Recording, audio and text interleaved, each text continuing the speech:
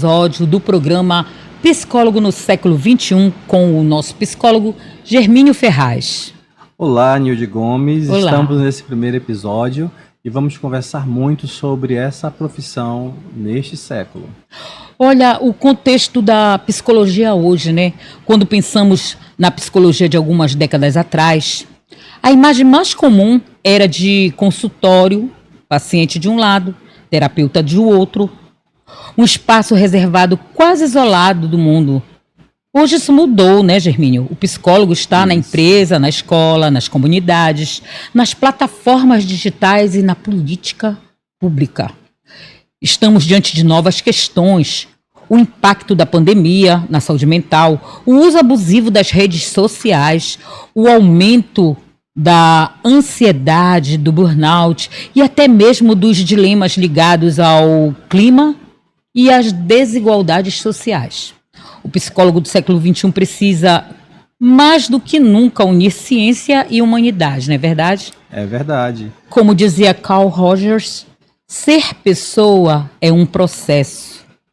E o psicólogo, no nosso tempo, é aquele que acompanha esse processo de forma ética, empática e comprometida com a nossa vida. Isso é bem verdade, Nilde. Então, assim, você falou essa citação de um grande psicólogo do nossa abordagem centrada na pessoa, que é uma das grandes abordagens da psicologia. E ele é uma grande referência justamente para falar sobre isso, que é ser psicólogo. Ele foi um grande inovador no seu tempo. Infelizmente não temos mais Carl Rogers entre nós, mas ele falou exatamente isso, né? Sobre ética, empatia e compromisso com a vida. Então, assim, toda semana nós iremos trabalhar um tema, um assunto, nós iremos falar sobre o que é ser psicólogo no século XXI. E para iniciar eu posso dizer que ser psicólogo no século XXI é um profissional que tem construção de pontes, acolhimento e empatia com a vida como um significado maior da humanidade.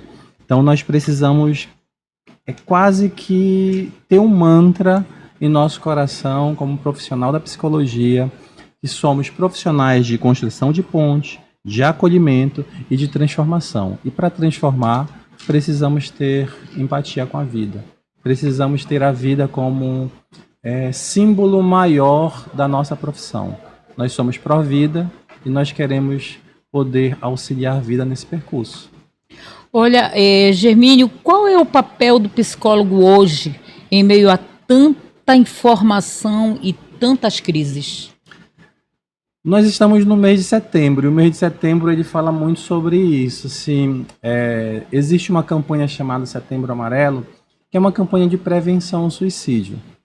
É uma campanha, é um ponto a ser lembrado, é um ponto que nós precisamos conversar sobre prevenção ao suicídio. E quando a gente pensa qual é o papel do psicólogo em meio a tanta informação e tanto aceleramento, em tantas crises, o papel do psicólogo é exatamente essa frase ao contrário. É você compreender que em alguns momentos você precisa acolher aquela vida e desacelerar um pouco. Precisamos levar essa vida a contemplar um pouco a própria vida. Sim. Precisamos trazer uma compreensão para aquela pessoa que está conosco, que nos procura, que pede ajuda, que pede socorro, de que ela pode pedir ajuda. Porque é tanta correria que as pessoas não entendem que pode pedir ajuda. E um grande segredo, elas podem pedir ajuda quantas vezes for preciso. Porque com vida é um símbolo maior da nossa profissão e é um símbolo maior da existência, a vida. Então, assim, quantas vezes for preciso, você tem que pedir ajuda. Batem quantas portas for preciso para preservar a vida. Olha, aqui até onde vai a busca, tá? Até onde vai a nossa escuta, de onde começa a nossa responsabilidade social, no caso, para um psicólogo? Boa pergunta. Assim, a escuta, ela é um grande princípio da psicologia. E na verdade, a escuta é uma revolução. né? Nesse mundo tão acelerado, o ato de escutar é uma revolução, é uma transformação. Se você escuta, ou se você tem alguém que lhe escute verdadeiramente, empaticamente, eticamente, que não te julgue, isso já é uma grande revolução. Porque escutar não é apenas ouvir o que o outro está falando. Escutar é você estar ao lado desse outro. É você poder compreender esse outro sem nenhum tipo de julgamento. É poder você dizer para o outro, olha, eu estou aqui, estamos juntos para trilhar esse caminho. Mas para ganhar confiança, para que ele sinta realmente verdades na palavra do profissional. Isso, a psicologia tem alguns princípios éticos, então a gente trabalha esses princípios éticos. Então, o grande princípio ético da psicologia é o sigilo. E esse sigilo, ele tanto é verbalizado em qualquer tipo de escuta, em qualquer tipo de sessão, mas também ele é previsto em lei. O nosso Código de Ética prevê, e isso está estabelecido como a nossa lei maior. Então, assim, a partir desse momento que aquela pessoa chega conosco e entende, compreende que aquele lugar é um lugar seguro, e o psicólogo também consegue estar presente, se fazer presente naquele lugar totalmente. A pessoa consegue compreender isso, então a confiança ela se aproxima e a partir daí é desenvolvido, como eu posso dizer, Nilde, nós conseguimos perceber, as pessoas que procuram ajuda, elas conseguem também perceber se você está lá ou não. Dentro de uma sessão de psicoterapia, os pacientes eles conseguem perceber se o psicólogo está lá ou não, né? Então nós chamamos isso de um vínculo terapêutico. Então assim, nesse vínculo terapêutico existe uma identificação. Sim. E o terapeuta também consegue perceber se os pacientes estão lá. Agora, quando você perguntou assim, até onde vai essa escuta? A escuta já é uma revolução. Certo. A responsabilidade social é a continuação dessa revolução. Então, tem momentos em que nós precisamos ter responsabilidade, principalmente com a vida. Então, existem alguns princípios que podem ser subtraídos em alguns momentos especiais. Por exemplo, o sigilo. O sigilo é o nosso princípio maior. Certo. Mas ele pode ser subtraído em alguns momentos. Quando eu perceber que a sua vida corre risco, Entendi. eu posso quebrar o meu sigilo para acionar a sua rede de apoio para que a gente possa preservar a sua vida. Lembra do que eu falei no começo? Uhum. A vida é o nosso, né, símbolo maior. Então, assim, para preservar a vida, eu posso quebrar esse sigilo para que você esteja viva, para acionar a sua rede de apoio. Então, assim, a responsabilidade social está exatamente na escuta. Se a escuta for verdadeira, se o psicólogo estiver realmente como um profissional, ele entende que aquela escuta vai levar ele numa responsabilidade social com aquela pessoa, mas também com a sua sociedade. Ok. Olha, como equilibrar, tá? Como equilibrar o cuidado individual com as demandas coletivas? Assim, toda transformação é coletiva, Nilde. Sim. Né? Isso grava como frase. Assim, toda transformação ela é coletiva. Só que nos coletivos nós precisamos também do nosso momento de silêncio, do nosso momento individual. Então a escuta mais conhecida na psicologia, pelo público, o senso comum, é a psicoterapia, como você colocou o resumo histórico, né? A psicologia, quando é enxergada, é o psicólogo de um lado, o paciente de outro, é um consultório. Basicamente isso, só que hoje não é mais assim.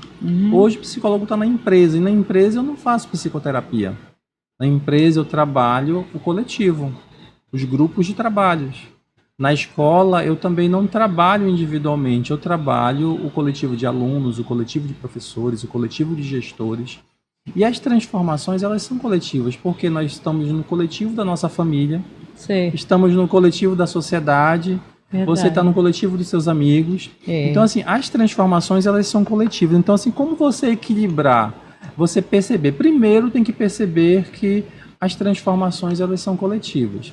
E segundo, a partir dessa percepção e desse sentido para você, você tem que entender que mesmo em coletivos, você precisa do seu momento de solitude. não de isolamento social depressivo, mas você precisa daquele momento de As solitude. pessoas, elas confundem solidão com solitude, né? Isso, criativo. É um momento em que você vai contemplar, Certo. que você vai contemplar a natureza e contemplar também o seu interior, os seus pensamentos, as suas reflexões. Quem é a Nilde? E aí você contempla. E aquele momento ali é um momento de criatividade, criação. É um momento que surge algo novo. A Nilde pode ser a Nildes? Pode ter uma moradia dentro da Nilde, outra Nilde? Pode ter muitas moradias. Então esse momento serve para que a gente possa entender isso, né? Sim. Normalmente nós temos muitas moradias, né? Nós temos muitas Nildes, nós temos muitos germinos. Então, a vida, ela nos pede isso. E isso não significa um problema. Não é um problema. Na verdade, é uma habilidade criativa da vida.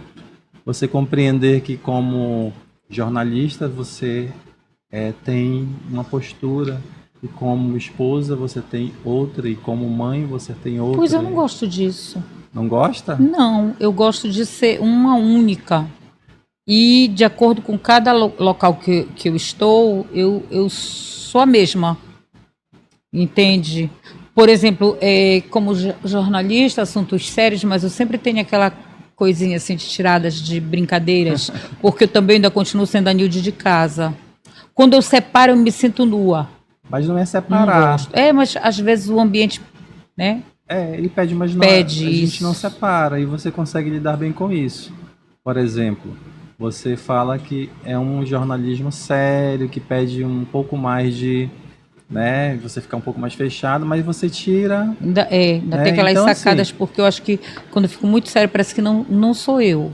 Então, naquele momento sério, da Nilde séria, você consegue evocar a Nilde brincalhona, extrovertida. É meio complicado a gente achar que dentro da gente moram várias, né? Várias personalidades, vários pensamentos. Como antes se dizia, a nossa ânima, né? A nossa alma, a nossa essência, eu acredito assim, não sei, posso estar falando besteira, eu estou perto de um profissional, que a gente cresce da maneira em que a gente se relaciona com as pessoas.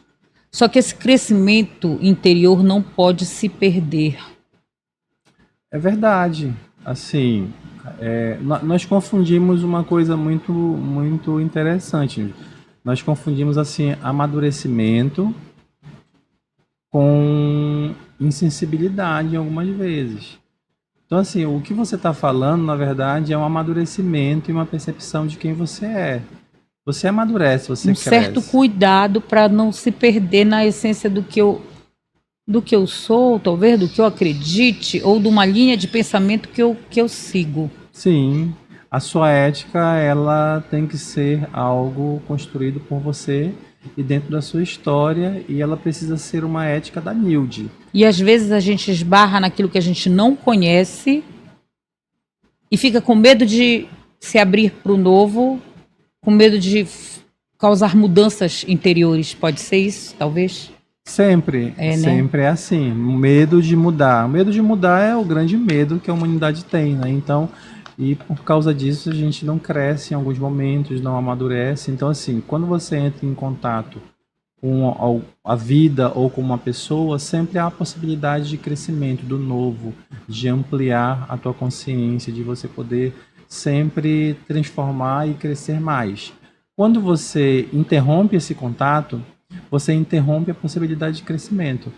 C.S. Lewis ele fala assim, que as pessoas precisam de algo mais do que instrução, elas precisam de sentido.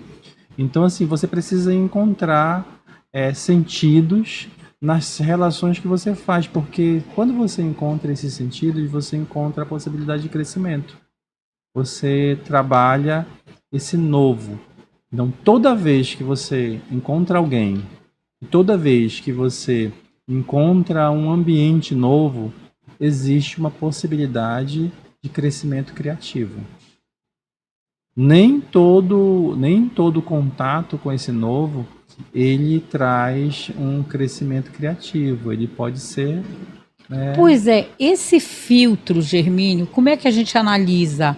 Porque nem todo relacionamento é saudável. E como é que a gente pode separar esse filtro dentro da gente, sabe? Tipo, quando eu sei, através da minha ética, da minha moral, quando eu sei em que filtro usar com determinadas pessoas que eu sei que exercem influências fortes em mim, mas que eu tô achando eticamente assim, ou talvez moralmente indevido para minha pessoa. Como é que a gente trabalha isso dentro da gente, sem causar ansiedade?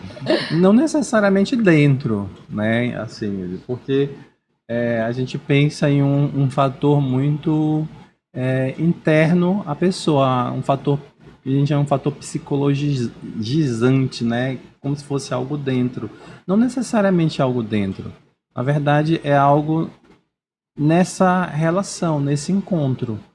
É como se fosse uma porta aberta a partir do momento que eu começo o encontro contigo. Aí vem o meu filtro, e aí? E aí, a partir desse momento, você vai julgar por tudo aquilo que nós já O falamos. filtro fino ou mais como é que se diz, peneirável? Isso, você vai fazer, né, o trabalho de observar, de evocar tudo que você aprendeu, vai trazer a sua história à tona, vai trazer os ensinamentos do seu pai, da sua mãe, do seu tio. Existem pessoas que elas exercem uma certa sedução que nos cega um pouco, nos tira um pouco da realidade. E aí, Manipulador. como a gente faz para acertar? Aí você precisa, todo psicólogo vai dizer assim, você precisa fazer a sua terapia, porque a sedução ela só funciona se você tiver carências. Todo mundo precisa de terapia? Precisa.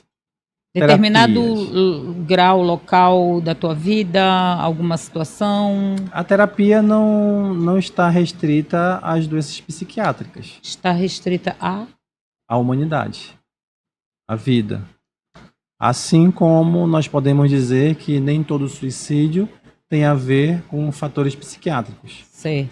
Existe uma grande porcentagem, as estatísticas mostram que é uma grande porcentagem, tem envolvidos questões de depressão, ansiedade, bipolaridades. Existe uma grande porcentagem, porém, existe um grande número que não tem a ver com as questões psiquiátricas, tem a ver com a sociedade, tem a ver com falta de oportunidades sociais, tem a ver com a diferença social. Hoje se tem estatísticas mostrando que grande parte das pessoas que cometeram suicídios estão em lugares de pobreza. Então, no caso, o habitat natural onde a gente está inserido, isso contribui bastante para que... Muito, muito. Um grande teórico chamado Kurt Lewis, ou alguns chamam de Levi, ele formulou a teoria de campo, que ele diz que o comportamento humano é a soma da interação desse organismo com o seu meio. Então, o seu meio exerce o que ele chamou de forças do campo, onde essas forças elas são culturais, religiosas, né, que tem a ver com a cultura, sociais, elas são psicológicas, que envolve a questão das suas memórias, dos seus aprendizados, dos seus traumas familiares ou profissionais. Então, assim, existem muitas forças nesse meio. E essas forças exercem influência sobre você. A gente não pode dizer se são determinantes ou não cada força, mas existem muitas forças. Então, o organismo, nós, em relação com o meio, e aí o meio é muita coisa, né? É a natureza, muita esse meio físico, né? Ele gera o comportamento humano. É uma grande teoria chamada teoria de campo. E aí existe sim uma influência, uma grande influência, né? E nós precisamos simplesmente compreender que precisamos procurar ajuda. Aquilo que você falou, Todos nós precisamos de terapia? Sim. Não restringir a terapia a uma questão psiquiátrica. A terapia é para conhecer a si mesmo, é para você ampliar o seu potencial, é para você, de repente, compreender o meio em que você vive. A terapia é um autoconhecimento e você está ali diante de um profissional que ele não vai estar divulgando aquilo que você conversa com ele. Ele é eticamente sigiloso, um profissional confiável, um profissional que se preparou para estar com você, um profissional que ele é capaz de dizer para você se ele não der conta de fazer terapia com você. Existe assim? Existe. De repente, você chega comigo e toca em alguns assuntos e eu, como profissional, eu não dou conta daquilo. Devido à intensidade, talvez, que... É que atravessa muito a minha própria existência. Tem profissionais que não conseguem trabalhar com processos, por exemplo, de ideação suicidas. Tem profissionais que não conseguem trabalhar, por exemplo, com questões de pedofilias. Entendi. Tanto o pedófilo, quanto o abusador, quanto o abusado.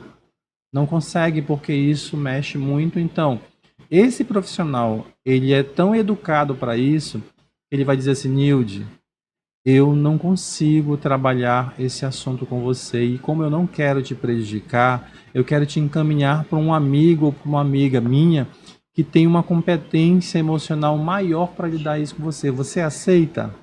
Entendi. Entendeu? Então, existe uma segurança plena e ser profissional, psicólogo no século XXI é também ser esse profissional ético. E aí, voltando à sua pergunta, todos precisamos de terapia? Sim.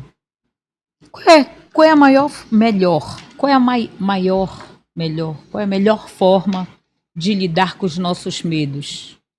O ser humano em si, de lidar com os seus medos. Olha, antes que tu responda, eu vou te contar uma pesquisa que eu fiz e eu cheguei numa situação que diz assim, que o bebê gerado na barriga, quando ele sofre influências dos sentimentos da mãe, de medo, de pavor, terror, que esses são os mais impactantes para o bebê. Tem a alegria, tem a tristeza, tem, né? Mas esses assim, mais de maior impacto, constrói o bebê, um adulto mais sensível. Porque no parto, quando ele estava sendo gerado, a mãe passava essas sensações e o bebê, ele sentia. Comparado com os bebês que a mãe era bem tranquila e não tinha esse tipo de sensação, o bebê era mais bem resolvido, digamos, sabe, na vida, para resolver suas situações. O bebê que sofria esses impulsos da mãe, né, que vem através da coluna, né, que se espalha por todo o feto, onde está abrangendo a criança. Então ele sentia, é como se, dizendo o pesquisador, quando a mãe sentia aquele choque, aquele susto, aquela raiva, alguma coisa assim, se o bebê se encostasse na parede, ele sentia choquinhos tipo, como se fosse um eletrozinho, e ele procurava se encolher para não sentir aquela sensação que era a mãe nas coisas mentais, ou talvez até físicas, né? E o bebê sentia quando ele se encostava na barriga, os choquinhos, então ele procurava não se encolher todo no líquido amniótico. E aí eu te falo como fazer com esses dois adultos. Um, digamos que seja bem resolvido, o outro não muito resolvido. Esse não muito resolvido vai precisar mais de terapia, né? Sim, teoricamente sim, porque é muito difícil você dizer assim, um adulto bem resolvido em que situação? Aonde? Enfrentar os medos, né? Ser mais destemido, ser mais aventureiro, se joga para a vida. O outro já mais retraído, né? Mais intenso, mais um intenso introspecto. Mas aí a vida não pede um pouco disso? Não pede um pouco de pessoas introvertidas e Também, extrovertidas. teus momentos. Não pede um pouco da pessoa ser aventureira em alguns momentos e em outros momentos ela tá calma, interna, nos seus pensamentos. Então, assim, a vida ela se constrói. Imagina o planeta inteiro com mais de 8 bilhões de habitantes aventureiros. Todos aventureiros. Entendeu? Seria Então, muito louco. não seria a vida, seria algo estranho. Então, assim, nós temos aventureiros, mas também temos pessoas introvertidas, calmas, pensativas, reflexivas. E a vida pede um pouco disso. A vida, ela calma. Então, assim, ser bem resolvido em que sentido? Né? Você é aventureiro, de repente De serve... enfrentar, talvez, seja mais que Isso. enfrentar da melhor forma as adversidades da vida. Porque tem gente que não sabe lidar com as adversidades da vida. Isso Se tu aí. és uma criança, digamos que tu tenha 6 anos, eu tenho 6, aí viro para ti e digo, tu é feio, tu vai chorar.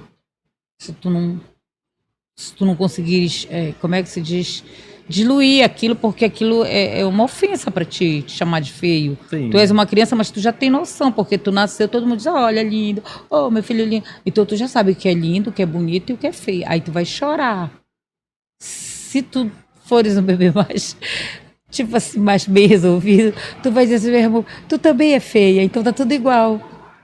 Isso, Ou mas talvez fale outra coisa, sei lá. mas Não me importo com a beleza ou qualquer coisa essa assim. postura, Nilde, é uma postura de construção.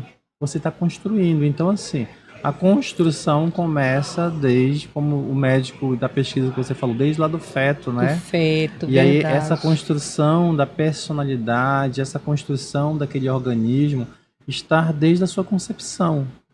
Então, na sua concepção, no contato, lembra que eu te falei do contato? Sim. O contato do feto com a mãe, através do cordão umbilical, é um contato que pode ser criativo ou, de repente, pode ser não tão criativo assim. Porque a mãe pode sofrer um trauma, né? Pode um acidente, um susto, de repente uma violência, e aquilo pelo cordão é passado. Então, assim, pode ser a criança também sofre um trauma ali na barriga. A gente não sabe ainda uma dimensão desse trauma. Sim, pois é. Olha, por exemplo, uma coisa chamada mágoa, que é uma coisa que a gente diz assim, não tem dimensão da dor de uma mágoa, mas é uma dor contida. Sim. Tu ficas repassando aquilo todo momento na tua cabeça e não consegue esquecer. Isso, pelo menos é assim que eu conheço a mágoa. Não sei se tu te conhece a verdadeira mágoa, me fala, eu conheço essa assim, que a gente... Assim, a pessoa... bora começar com o medo. O medo, isso, vamos pelo medo. Primeiro, o medo ele é algo bom, porque é uma emoção que nos protegeu ao longo da história. Ah, sim, vendo desta forma, imagina, positivamente. Assim, e hoje também continua sendo algo bom. Qual foi a ação, né, psicológica com o medo dos nossos antepassados? Eles estavam no meio ali da savana, tinha um leãozinho que vinha correr atrás dele. Uma pequena boca, aquelas bocas enormes, né? Isso. Ele corria e ele sabia que ele não podia ir na direção do leão. O medo protegia. Certo. Então, assim, existem algumas situações em que ter medo é um ato de pensar, é um ato de refletir. O que pode me proteger do leão? Eu tenho que ter uma arma para mim poder me defender se for o caso. Eu tenho que subir em algum lugar. Eu tenho que ficar atrás. Eu não posso passar e deixar o leão passar por esse rio. Então, assim, essa reflexão é uma reflexão da humanidade, de criação.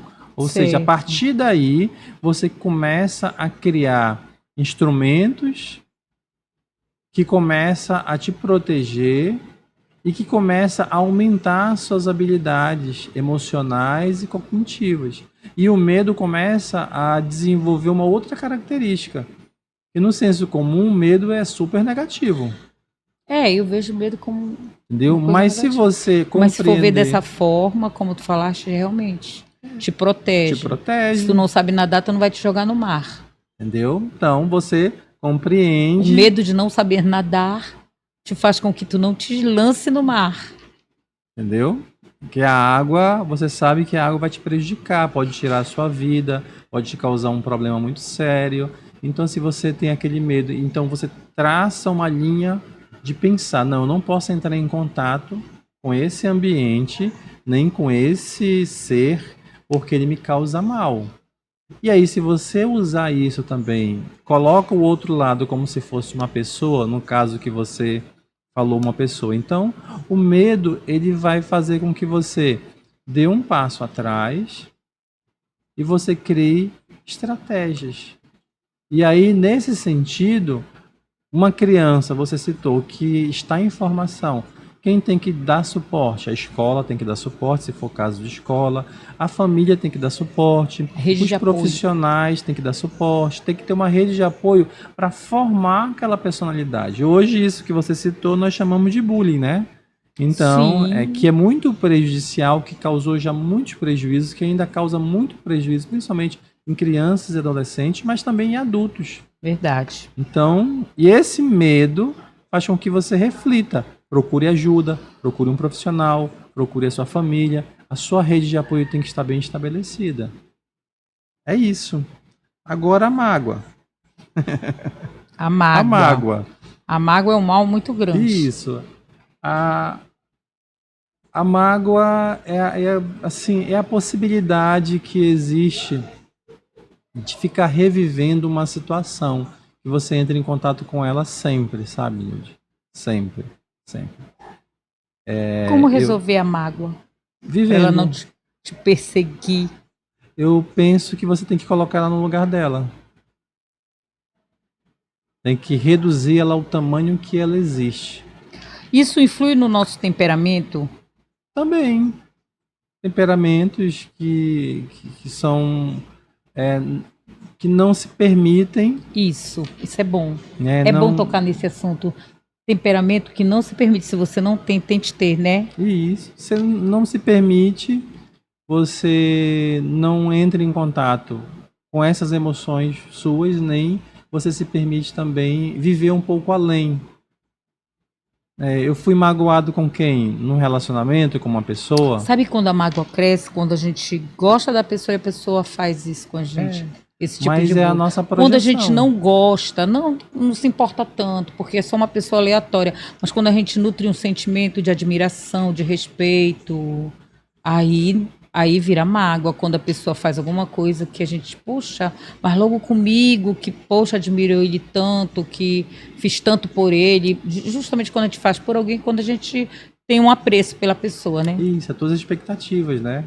Então você é magoada pelas tuas próprias expectativas. Quando a gente é muito magoado, influencia no nosso, na nossa, deixa eu te falar como, no nosso caráter.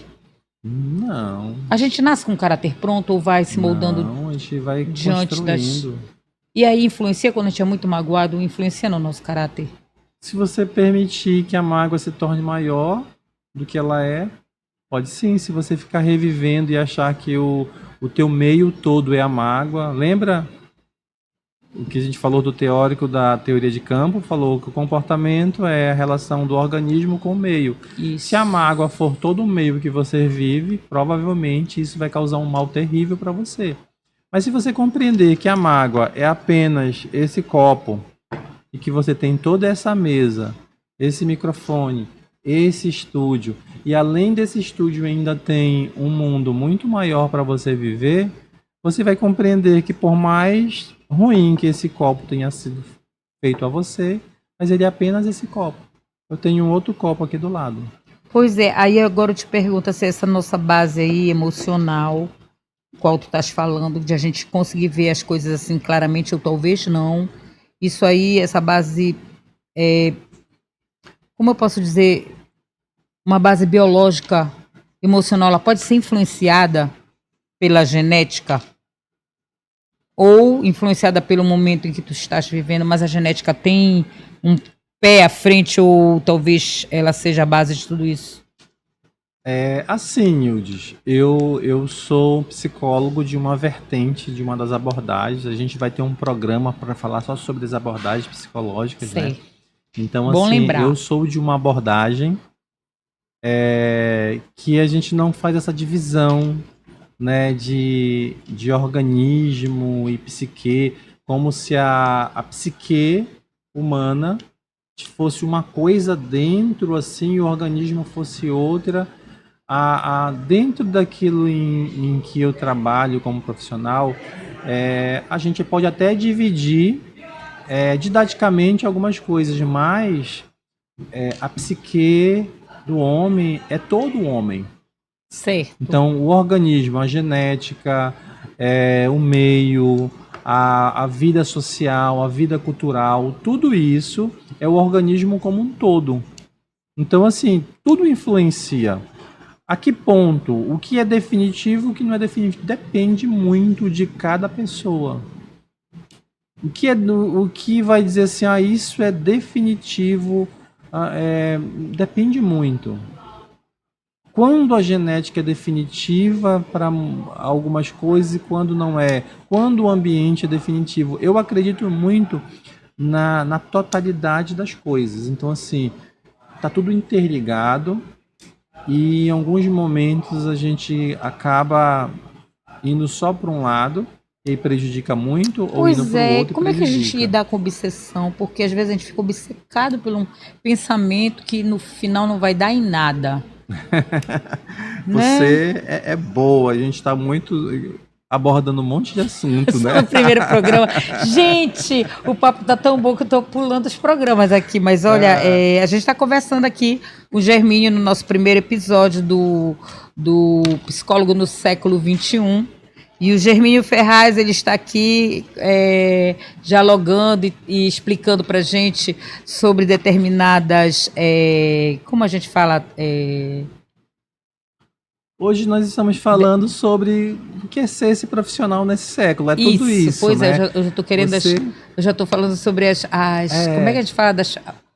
Ai, meu Deus, que vem de patos. As questões psiquiátricas, né? E também patológicas. Isso, e vem aí, do patos do latim, né? Que é patologias. E é bem isso mesmo. O que a gente está vivendo nesse momento é muito a necessidade imposta pelo século XXI. Pois é, olha, aqui diz, antes bastava dominar técnicas, hoje é necessário dialogar com outras áreas, como a tecnologia, a filosofia, a educação. A política sempre vai estar, né? Então, a política, o psicólogo, ele é chamado a ser interdisciplinar, né? Verdade, nesses casos. Nunca pode perder. Isso, a essência e o encontro do humano. O contato com o humano. Contato, exatamente. Essa reflexão e esse diálogo que a gente faz para você é para você tentar entender um pouco do lado psicológico de cada um, como ele acabou dizendo aqui no bloco, que cada um interpreta a vida de acordo com os seus... Cada um vive a vida. Vive de acordo com o seu habitat, com a sua relação humana com o outro próximo. Isso, bora gravar aqui no nosso coração que a vida é para ser vivida. Ela não é para ser interpretada. Então, eu gosto de interpretar, mas aí eu já faço meu lado de escritora, né? Você pode interpretar, contanto que você viva. Pois é. Assim, eu acho que tem que fazer as duas vias.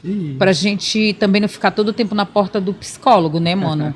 A gente tem que também tentar interpretar um pouco do nosso comportamento, dos nossos sentimentos. Você se conhecer. Eu nunca pude ir em psicólogo quando não tinha dinheiro para pagar. E os planos que eu tinha de saúde, raramente tinham psicólogos na década de 80, na fase que eu mais precisei de psicólogo, que foi a época da virada, né? De idade, de adolescente para adulto, aquelas crises que todos nós temos, né? Alguns afogam no álcool, outros afogam botando para fora, discutindo, com mau humor, outros internalizam e outros escrevem. E você escrevia? Eu escrevia. Que bom. Nunca imaginei na vida via ser uma jornalista.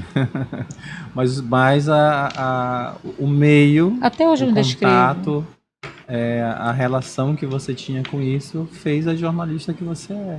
É verdade. E também eu sempre procurei lidar bem com a solidão, da parte.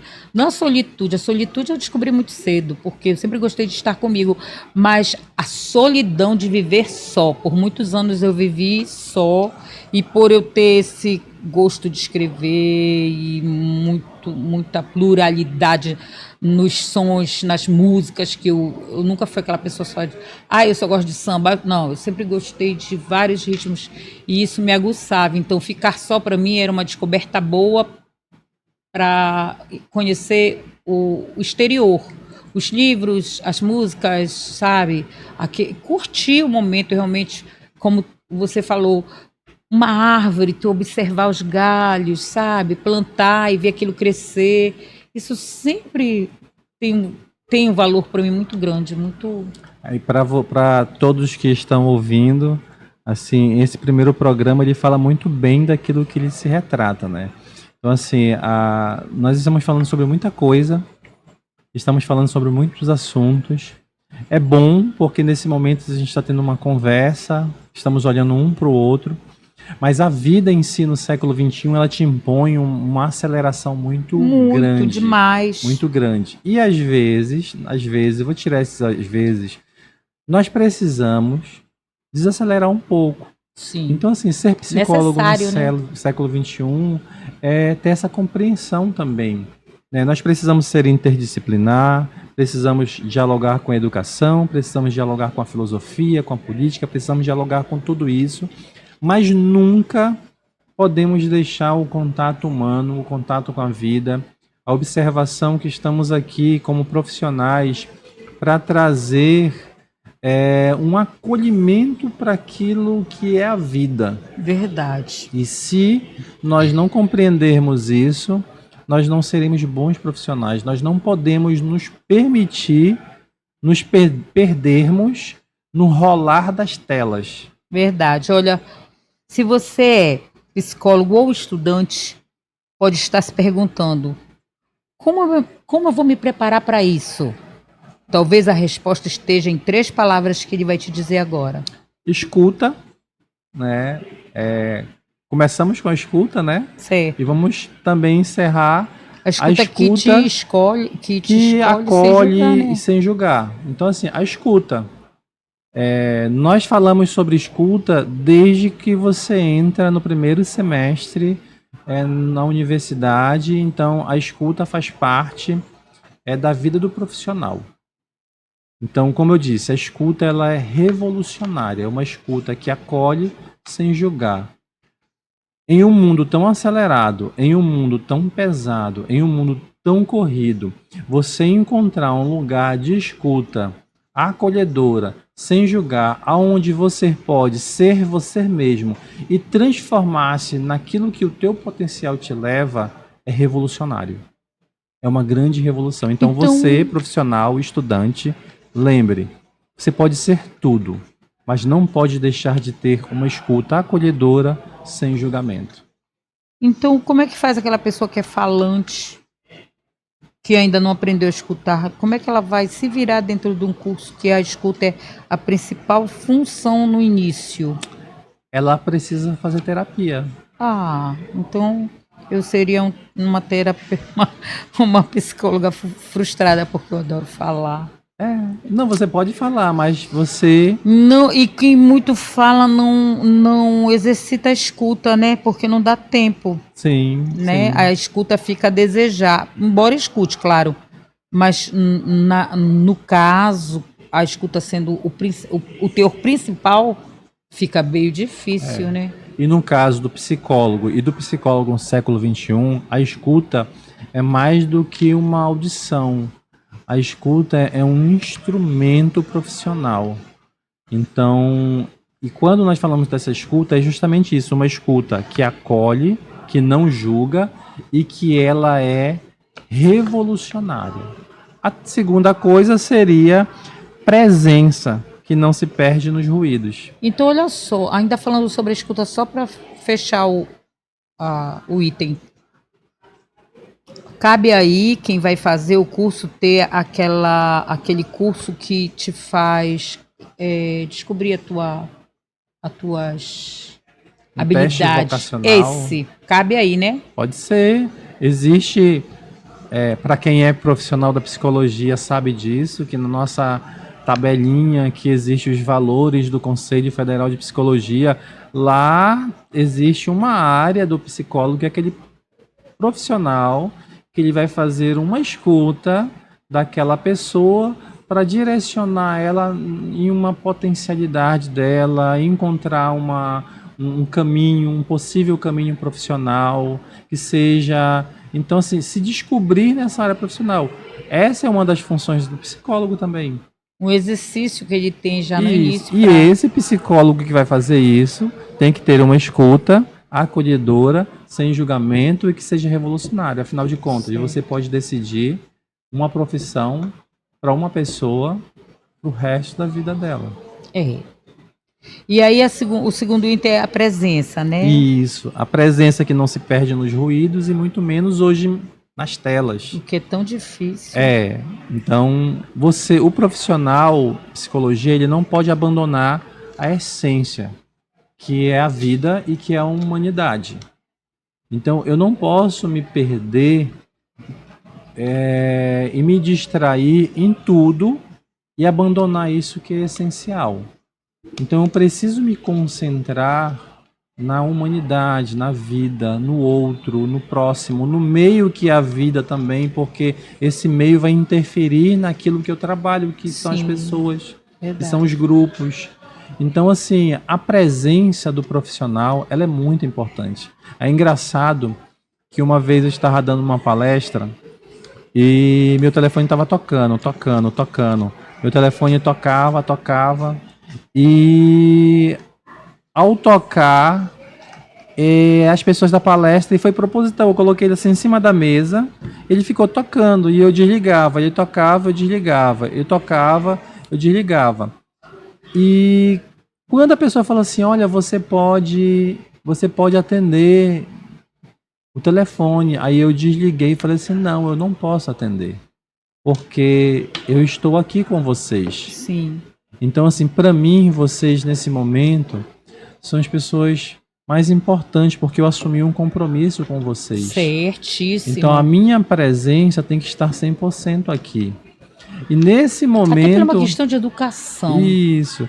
Nesse momento foi engraçado que algumas pessoas que estavam na palestra com um telefone, elas começaram a desligar e guardar o telefone. Certo. Ou seja, elas se fizeram presente também naquele lugar. De exemplo, quando então, você assim, falou.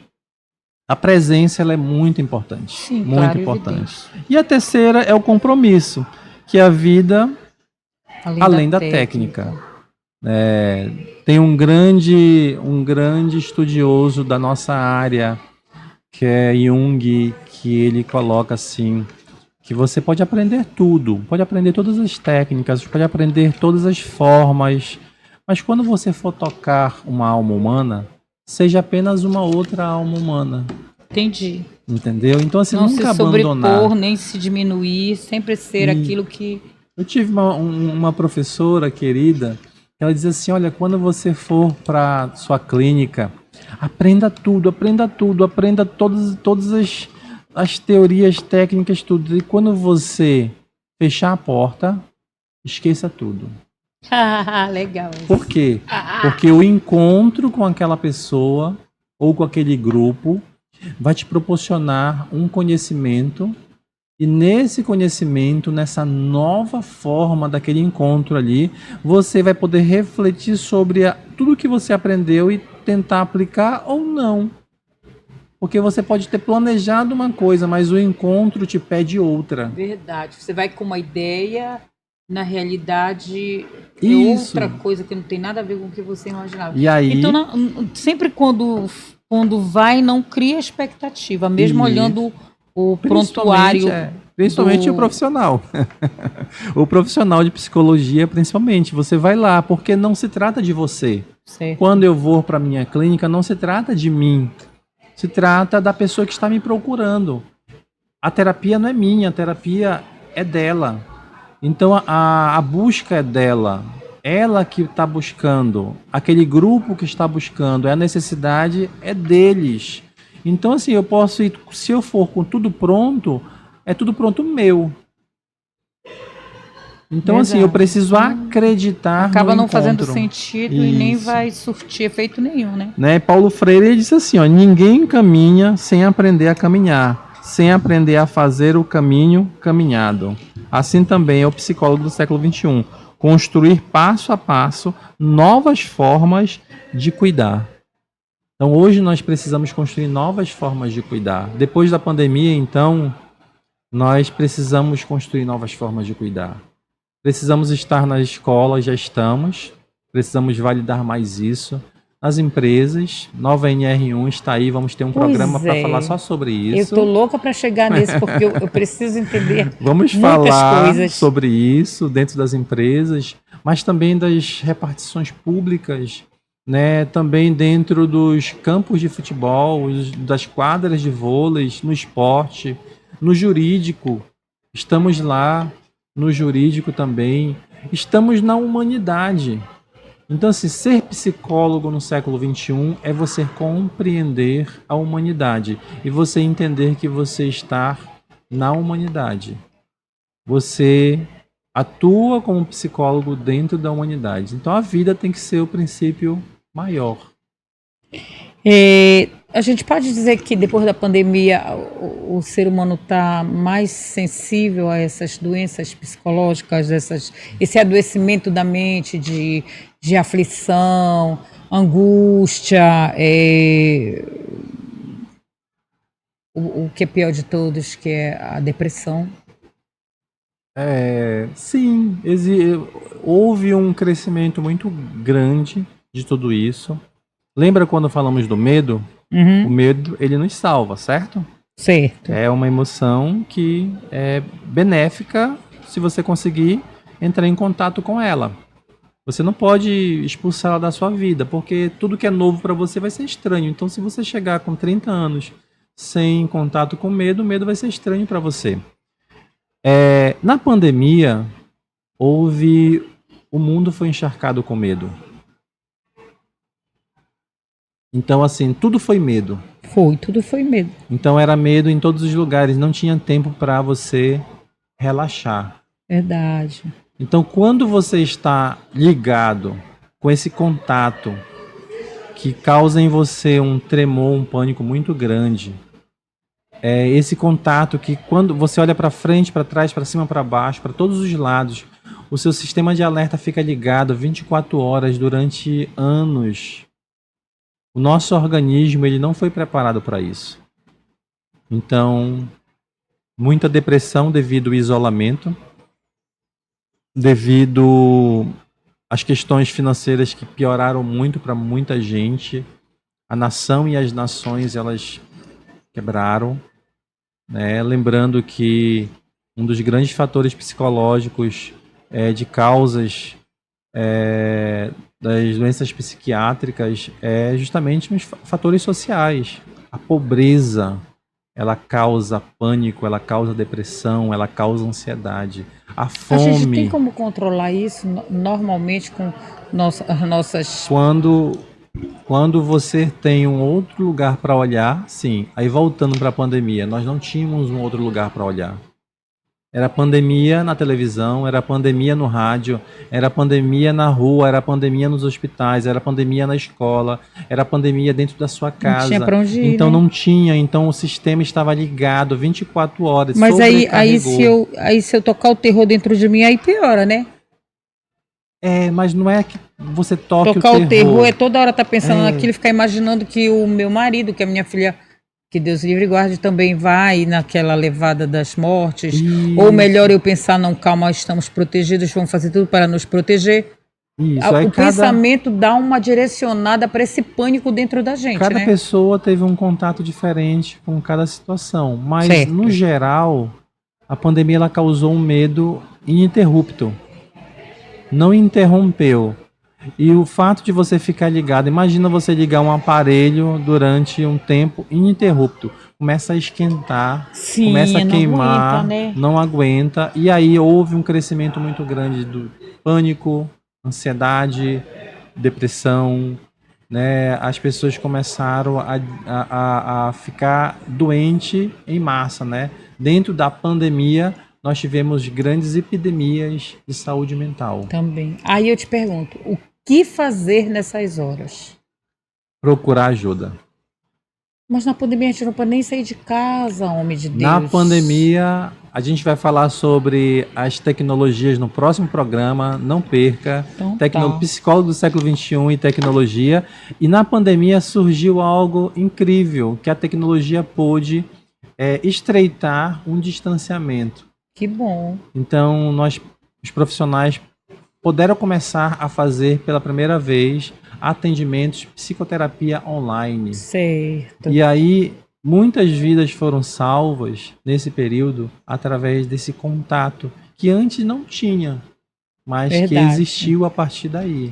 Então isso aí pode entrar aqui de ser construtor de caminhos possíveis. Sim. Nesse caso aí, especificamente, o psicólogo, ele hoje é um ser construtor de caminhos possíveis, é estar dentre a ciência e a esperança de cada um de nós, é acreditar que cada encontro pode se transformar não apenas o indivíduo, mas também a sociedade em que vivemos, né? Isso. Como nos transformamos. E essa frase é incrível, porque assim, ser psicólogo no século XXI é você compreender, estar entre a ciência e a esperança. Nunca abandonar. A ciência, ela é algo assim fantástico, Nilde. Fantástica. Mas ela não consegue dar conta de tudo. Não. Ela não consegue dar conta de tudo. E isso já é bem compreensível e compreendido pela ciência, que ela própria não consegue dar conta de tudo. Ela é uma boa companheira e uma boa opção, sim. Mas nós precisamos compreender que existe algo a mais, né, além da ciência. Então, a esperança é algo que nós estamos trabalhando. Então, vamos ser psicólogo no século XXI. Certo. Estudante de psicologia, profissional de psicologia. Olha só o que a Nilde leu. Ser psicólogo hoje é ser um construtor de caminhos possíveis. Não é ser construtor de caminho. É ser construtor de caminhos possíveis. O que é possível? E é estar entre ciência, né, e esperança. É acreditar que cada encontro pode transformar, e não apenas transformar um indivíduo, mas também pode transformar uma sociedade. Então, né, no próximo episódio nós vamos falar em psicologia e tecnologia, redes sociais, teleatendimentos, inteligência artificial, como estão transformando a nossa prática do psicólogo. Como estão. E eu quero encerrar dizendo o seguinte: psicólogo do século XXI tem a vida como base, como fundamento. A vida é o material a qual nós trabalhamos, e também nela nós existimos porque estamos vivos. Então seja psicólogo do século XXI, construa caminhos possíveis e venha participar conosco. Muito obrigado. Olha, a gente encerramos agora o nosso primeiro episódio de Psicólogo no século XXI. Estamos encerrando aqui com o Germínio, ele que foi nosso orientador desse primeiro episódio. Espero que continue. Ele é o verdadeiro psicólogo do século XXI. Obrigada a todos vocês que estão com a gente. E no próximo, já sabe, vamos falar sobre tecnologias, as redes sociais, o que causa aí toda essa, né, frente dessa telinha sempre ali, ansiedade, todos esses sentimentos, ok? Obrigada a vocês, até o próximo episódio, eu agradeço a vocês, tchau, tchau. Tchau, tchau. Eu esqueci de falar que a gente estava nas redes sociais.